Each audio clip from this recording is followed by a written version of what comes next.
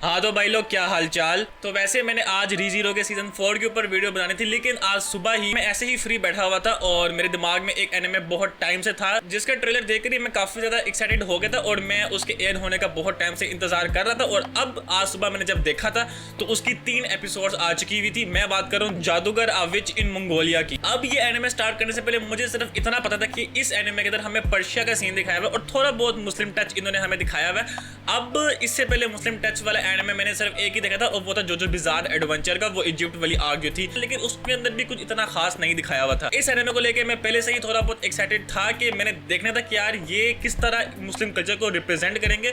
और जब मैंने ये एनिमे देखना स्टार्ट किया था तो I just loved it. I mean science सारू की ये एनिमेशन है और साइंस सारू भाई साहब यार दान के बाद वो एक के बाद एक बैंगर फेंकी जा रहा है। आई मीन दान के बाद उन्होंने सांदा नाम का एक एनिमे रिलीज किया था। अब उसकी स्टोरी कोई इतनी खास नहीं थी, लेकिन उसके अंदर की एनिमेशन बहुत ज्यादा कमाल थी। और उसके बाद अब ये एनिमे जादूगर ये लेकर आया और इसके अंदर की एनिमेशन इतनी ज्यादा आई प्लीजिंग है। आई मीन जब मैंने इसकी फर्स्ट एपिसोड ओपन की थी तो मेरा फर्स्ट इंप्रेशन इसकी एनिमेशन को देख यही था कि बहुत ज्यादा आई प्लीजिंग थी। आई मीन इस एनिमे के अंदर जो इन्होंने आर्ट स्टाइल पकड़ा हुआ है वो काफी ज्यादा मुनफरिद है, लेकिन वो आंखों को काफी ज्यादा अच्छा लगता है। अब एनिमेशन के बारे में तो बात होगी। अब मैं अगर थोड़ी बहुत इसकी स्टोरी के बारे में बताऊं तो इस एनिमे की पहली एपिसोड के पहले सीन के अंदर ये हमें बता रहे होते हैं कि इस एनिमे के अंदर हमें एक ऐसी लड़की की स्टोरी बताएंगे जिसने अपने मैजिक की वजह से पूरी की पूरी अंपायर को अपने कब्जे में कर लिया होता है। तो मतलब फर्स्ट एपिसोड के फर्स्ट सीन से ही ये हम लोगों को इतना ज्यादा एक्साइट कर लेते हैं कि यार ये सब कुछ किस तरह होगा। और फिर उसके बाद जाके हमारे इस एनिमे की मेन स्टोरी स्टार्ट होती है, जिसके अंदर हमें एक छोटी सी बच्ची की स्टोरी बता रहे होते हैं जिसका नाम सितारा होता है और वो पर्शिया के अंदर एक स्लेव होती है। आई मीन स्टार्टिंग के अंदर इन्होंने जिस तरह वो ओल्ड ईरान का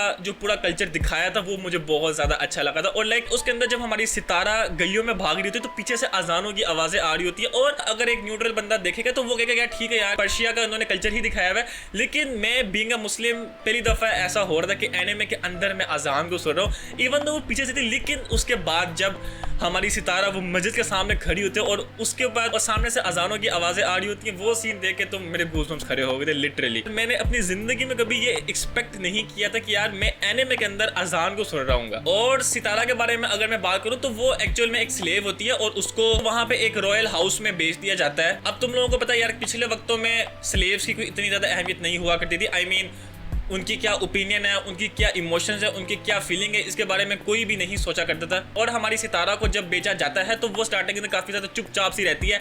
आई मीन कुछ भी नहीं बोल रही होती। और मैं एक चीज को जरूर अप्रिशिएट करना चाहूंगा कि इन्होंने इस एनिमे के अंदर पर्शिया का कल्चर बिल्कुल अंदर घुस के दिखाया हुआ। आई मीन वो अंकल जब सितारा को कुरान की तालीम दे रहा होता है तो वो सीन मुझे काफी ज्यादा अच्छा लगा था। आई मीन ठीक है यार वो उसको जैपनीज के अंदर ही सिखा रहा था, आई मीन उसकी ट्रांसलेशन सिखा रहा था। अब हमारी सितारा जो है वो ऑब्वियसली वहां से भागना चाहती थी और वो जब भागने की अटेम्प्ट करती है तो वो जाके फिर हमारे यंग मास्टर से जाके मिलती है जिसका नाम मोहम्मद होता है। और यार मैं एक बात सच बताऊं, ये इस तरह के मुस्लिम नाम सुनना एनिमे के अंदर मुझे काफी ज्यादा अजीब सा लगा था। आई मीन जिस तरह वो लेडी फातिमा और सितारा और मोहम्मद, ये सब कुछ देखना मुझे काफी ज्यादा अजीब लग रहा था। और लाइक जब हमारी सितारा मोहम्मद से जाके मिलती है तो फिर वो सितारा को एजुकेशन की इंपॉर्टेंस समझाता है, वो सीन मुझे बहुत ज्यादा अच्छा लगा था। आई मीन वो मोहम्मद जब प्याले को नीचे फेंक के नॉलेज की इंपॉर्टेंस को समझाता है, वो सीन मुझे बहुत ज्यादा अच्छा लगा था। तो फिर उसके बाद जाके हमारी सितारा नॉलेज हासिल करना शुरू करती है मैथ्स की और साथ ही साथ कुरान की जिस तरह तालीम हासिल करती है। आई मीन इसके अंदर तो वो सब कुछ पढ़ के in the name of Allah the most merciful, और एक आयत जो बार बार रिपीट हुई जा रही थी कि all the heavens and everything on earth belong to Allah, इसी तरह की एक आयत थी। वो सब कुछ सुन के मुझे बहुत ज्यादा अच्छा लग रहा था। लेकिन फिर उसके बाद एपिसोड 2 के अंदर ये एनिमे थोड़ा बहुत डार्क शिफ्ट लेना शुरू करता है जब हमारे मंगोल्स का हमला हो जाता है। और लाइक जिस तरह तुम लोगों को पता है कि मंगोल्स कैसे होते हैं कि जहां पर भी जाते हैं और वहां पे सब कुछ सफाया करके आ जाते हैं और वहां की औरतों को बांदियां बना देते हैं। तो वो सीन जब मैंने देखा था तो मैं थोड़ा बहुत हैरान हो गया था कि अभी तो ये काफी ज्यादा हंसी खुशी वाली जिंदगी गुजारे थे, एकदम से इसने डार्क शिफ्ट ले लिया। और डार्क शिफ्ट ऐसा लिया कि सितारा के सामने उस औरत को जिसे वो माँ कहती थी उसको मार दिया जाता है। और लाइक किस तरह औरतों के सामने उनके हस्बैंड्स को मार देते। आई मीन मंगोल्स है यार, तुम क्या उनसे एक्सपेक्ट कर सकते हो।